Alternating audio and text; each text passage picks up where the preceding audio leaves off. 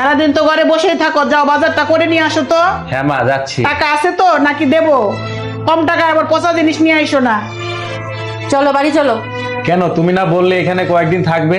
যেখানে আমার স্বামীর মান সম্মান নাই সেখানে আমি 1 মিনিটও থাকতে চাই না, সেটা আমার যতই বাড়ি হোক না কেন।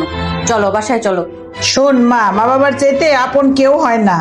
স্বামী যখন পিছন থেকে লাথিটা মারবে সেই দিন টের পাবে। এইসব গরিব ভিখারিদের যত মাথায় তুলবি ততই পেয়ে বসবে, তাই এদের হাতের মুঠোয় রাখতে শিখ। ও আমাকে লাথি দিলে আমি তাই মেনে নিব মা, কারণ ও আমার স্বামী, ওর সাথেই তোমরা আমাকে বিয়ে দিয়েছো। তোমরা আমার সাথে সারা জীবন থাকবে না, কিন্তু ও আমার সাথে সারা জীবন থাকবে।